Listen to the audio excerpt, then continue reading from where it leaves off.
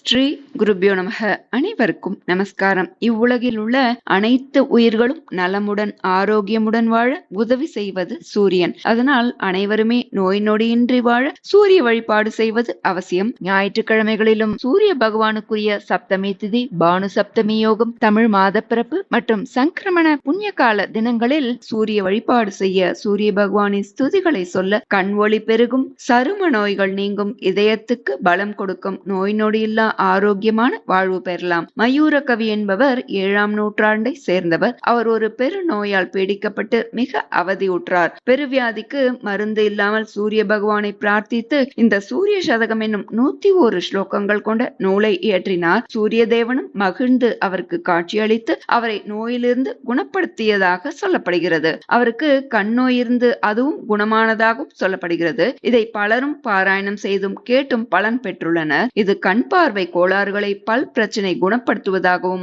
சரும நோய்களுக்கு மருந்தாகவும், சோம்பலை ஒழித்து சுறுசுறுப்பு அளிப்பதாகவும், குஷ்டம், சிரேஷ்டம் போன்ற கொடும் நோய்கள் குணமாகவும், கேன்சர் நோய்க்கு தீர்வாகவும், எப்பேற்பட்ட நீண்ட நாள் நோயாக இருந்தாலும் நோய் பாதிப்புகள் நீங்கவும் வழி செய்கிறது. நோய் நிவாரணம் மட்டுமில்லாமல் ஒருவரது பழி பாவத்தையும் புசுக்கி இது ஆத்ம ஞானத்திற்கும் வழி செய்கிறது. சூரியனுக்கு தேவதை சந்தியா, அதனால் இது வேத ஞானத்தையும் கொடுக்கிறது. அத்துடன் சூரிய பகவானை வணங்குவோருக்கு தேஜஸ், நல்ல புத்தி, ஆற்றல், ஒப்பற்ற பலம், ஒளிமயமான வாழ்வு, நீண்ட ஆயுள், கல்வி, பொருள், நல்ல மக்கட்பேறு போன்ற சகல நலன்களையும் சூரிய பகவானின் அருளால் பெறுவார்கள். இன்று நாம் சூரிய சதகத்திலிருந்து 20 ஸ்லோகங்கள் பாராயணம் செய்யலாம். ஒவ்வொரு ஸ்லோகமும் ஒவ்வொரு பலன் தருவதாக அமைந்துள்ளது. சர்வரோக நிவாரணியாக, நோய்க்கு அருமருந்தாக செயல்படும் இந்த சூரிய சதகத்தை அனைவரும் பாராயணம் செய்து பலன் பெறுவோம். சூரிய சதகம். மகாகவி ஸ்ரீ மயூர பிரணீதம்.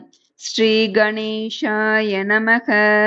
ஜம்பாராதீப கும்போத்பவமிவ ததத சாந்திர சிந்தூரரேணும் ரக்தாசிக்தா இவௌகைகி உதயகிரிதடீ தாது தாராத்ரவஸ்ய ஆயாந்த்யாதுல்ய காலம் கமலவனருச்சே வாருணா ஓ விபூத்யை பூயாசுர்பாசயந்தோ புவனம் அபிநவா பாணவோ பாணவீயாக பக்தி பிரஹ்வாய தாத்தும் முகுலபுடகுட்டி கோட்டரக்ரோடலீனாம் லக்ஷ்மீமாக்ரஷ்டு காமா இவ கமலவனோத்தாட்டனம் குர்வதே யே காலாகாராந்தகாரானபதித ஜகத் சாத்வ சத்வம்ச கல்யாகா கல்யாணம் வக்ரியாசு கிசலய ருச்சயஸ்தே கரா பாஸ்கரஸ்ய கர்ப்பேஷ்வம்போருகாணாம் शिखरिषु च शिताग्रेषु तुल्यं पतन्तः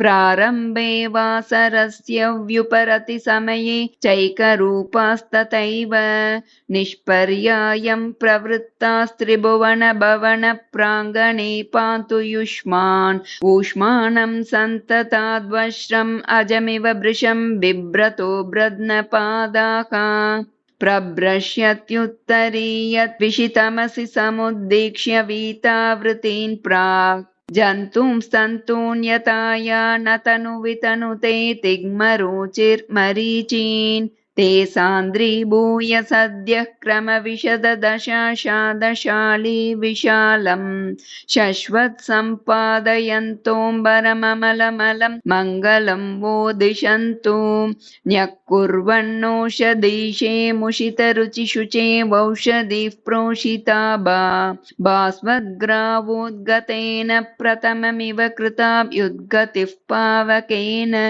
पक्षच्छेदवृणासृक् श्रुत इव दृशदो दर्शयन् प्रातरद्रेखे आताम्रस्तीव्रबाणोरणभिमतनुदे स्ताद्गभस्त्युद्गमो वः शीर्णग्राणाङ्घ्रिपाणीन् व्रणिभिरपगणैर्गर्गरा व्यक्तघोषान् दीर्घाग्रातान् अगौगैर्पुनरपि घटयत् एक उल्लाघयन् यः गर्मांशोस्तस्य वोऽन्तर्द्विगुणगणगृणा निघ्न निर्विघ्नवृत्तेः दत्तार्गा सिद्धसङ्गैर्विदधतु गृणय शीघ्रमंहो विधातम् बिभ्राणा वामनत्वं प्रथममत तथैवांशवः प्रांशवो वः क्रान्ताकाशान्तरालास्तदनु दश दिशः पूरयन्तस्ततोऽपि द्वान्तादाचिद्यदेव द्विष इव बलितो विश्वमाश्वश्रुवाणाः कृच्छ्रान्युच्छ्राय केलोपहसितहरयो हारिदश्वा हरन्तु उद्गाढेनारुणिं नाविदधति बकुलं येरुणस्यारुणत्वम् मूर्धोद्धूतौ कलीनक्षतरुधिररुचो ये रताश्वाननेषु शैलानां शेखरत्वं श्रितशिखरिशिखास्तन्वते ये दिशन्तो प्रेङ्कन्तः केकरांशो कचितदिनमुखास्ते मयूखासु कंवः दत्तानन्दाः प्रजानां समुचितसमया कृष्णसृष्टिः पयोभिः पूर्वाह्ने विप्रकीर्णा दिशि दिशि विरमत्यग्निसंहारभाजः दीप्तांशो दीर्घदुःखः प्रभव भवभयो अन्वदुत्तारणावो गावो वः पावनानां परमपरिमितां प्रीतिमुत्पादयन्तु बन्धध्वंसैकहेतुं शिरसि नतिरसा बद्धसन्ध्याञ्जलीनां लोकानां ये प्रबोधं विदधति विपुलां भोजकण्डाशयेव युष्माकं ते स्वचित्तप्रतितपृतुतर प्रार्थना कल्पवृक्षाः कल्पन्तां निर्विकल्पं दिनकरकिरणाः केतवः कल्मषस्य दारारायो दणायापदि सपदि करालम्बभूताः प्रपाते तत्त्वालोकैकदीपास्त्रिदशपतिपुरप्रस्थितौ वीत्य एव निर्वाणोद्योगी योगी प्रगम निजतनुद्वारि वेत्रायमाणाः त्रायन्तां तीव्रबाणो दिवसमुखसुखा रश्मयः कल्मषाद्वः प्राचिप्रागाचरन्त्योऽनतिचिरमचले चारुचूडामणित्वम् मुञ्चन्त्यो रोचनाम्बः प्रचुरमिव दिशाम् उच्चकैश्चर्चनाय चाटुत्कैश्चक्रनाम्नां चतुरमविचलैर्लोचनैरर्च्यमाणाः चेष्टन्तां चिन्तितानाम् उचितमचरमाश्चण्डरोचिरुचोवः एकं ज्योतिर्दृशौ द्वे त्रिजगति गदितान्यब्जजास्यैश्चतुर्भिः भूतानां पञ्चमं यान्यलमृतुषु तथा षट्सु नानाविधानि युष्माकं तानि सप्त त्रिदश मुनिनुतान्यष्टदिग्बाञ्जि बाणोः यान्ति प्राह्नेन वत्वं दश ददतु शिवं दीदितानां शतानि आवृत्तिभ्रान्तविश्वाश्रममिव ददत शोषिनश्वोष्मणेव ग्रीष्मे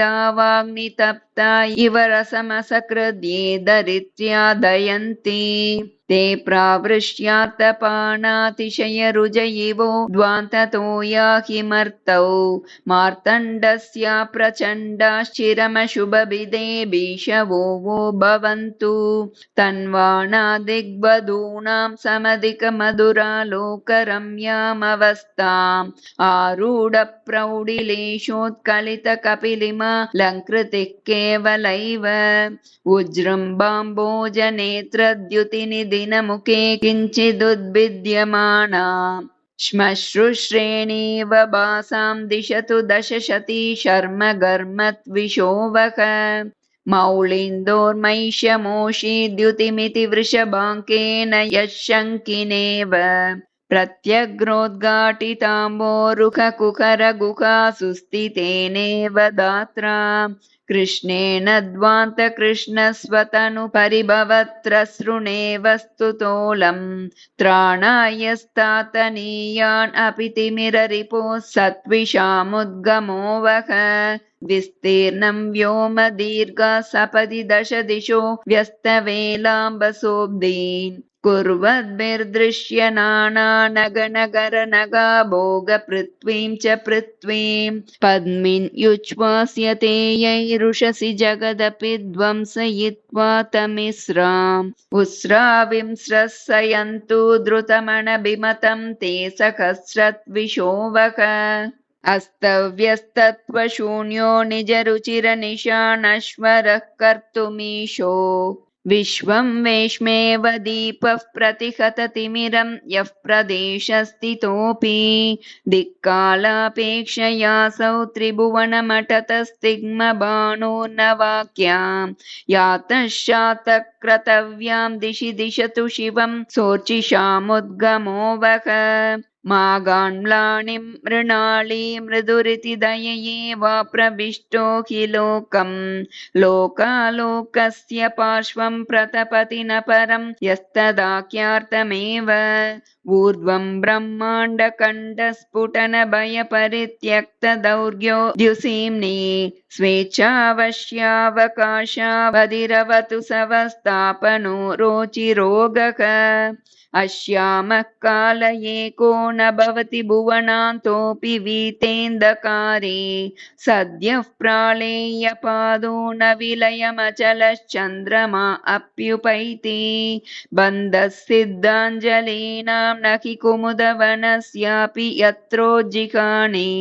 तत्प्रातः प्रेक्षणीयं दिशतु दिनपते धाम कामादिकं वः इति सूर्यशतकस्तोत्रम्।